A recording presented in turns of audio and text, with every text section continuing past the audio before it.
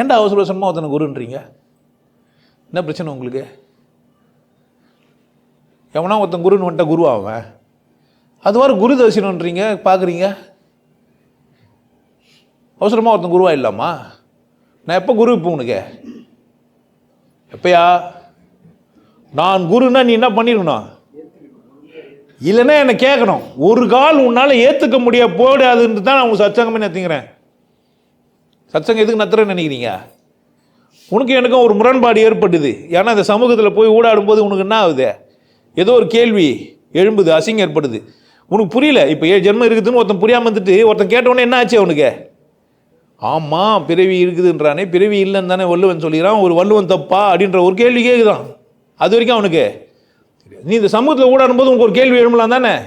உன் குரு மேலே உனக்கு சந்தேகம் வரலாம் தானே? வரட்டோன்ற நான் வா, நான் தீர்க்க வைத்த தயாராகிறேன். புரியுதா? என்னை ஏற்றுக்குனா.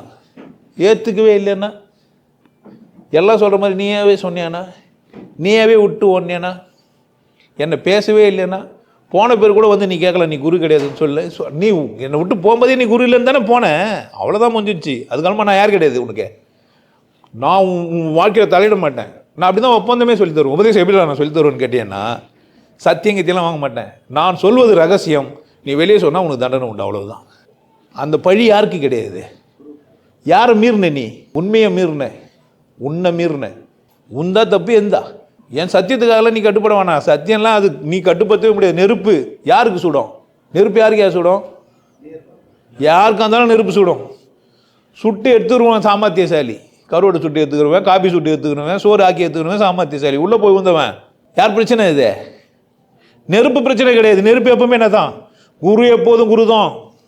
குருவு அப்படியே அவன் திருமேனியை பார்க்கறது, பேசுறது, போகிறது எல்லாமே என்ன தான் தரும்? தெளிவு தான் தருமா? குருவை பார்த்தா தெளிவு தரும், கேட்டால் தெளிவு தரும், அவனை தொட்டா தெளிவு தரும். ஏன்? தெளிவின் உச்சம் அவன். அவங்ககிட்ட என்னவே இருக்காது, ஒரு குழப்பமும் கிடையாது. என்கிட்ட நீ எதனா குழம்பிட்டேன்னா கூட என்ன பண்ணலாம், நீ வந்து இப்போ கூட தெளிவாக தான் சொல்கிறேன். அப்போ குரு எப்போ யார் சொல்கிறதுனால ஒருத்தன் குரு கிடையாது. நான் 1 போனேன், 2 போனேன், 3 போனேன் சொன்னா ஒரு ஊரில் லோகத்தில் குருன்னு சொல்லி அண்ணவங்கிட்டலாம் போய் வந்தேன், அவ்வளோதானே தவிர ஏன் திருப்தி ஆகல? உண்டா அவன்தா மேபி உண்டா கூட இருக்கலாம் பிரச்சனை. அவன் சரியாக கூட இருக்கலாம், சொல்லிக் கொடுக்குற எப்படி இருக்கலாம், தெளிவாக இருக்கலாம். பிரச்சனை உனக்கு புரியலன்னா புரியலன்னு தானே சொல்லணும். புரியலனாவே அவர் உனக்கு குரு இல்லை. அவர் நல்லவர் கேட்டவர்லாம் இல்லை. அவர் தெளிஞ்சவராக தெரியாதவராக கிடையாது. உனக்கு தெளிவு தராத வரைக்கும் அவர் யார் கிடையாது உனக்கு. நான் உனக்கு இவ்வளோ தூரம் சொல்லி உனக்கு தெளிவாகனா நீ யார் கிடையாது தான். நான்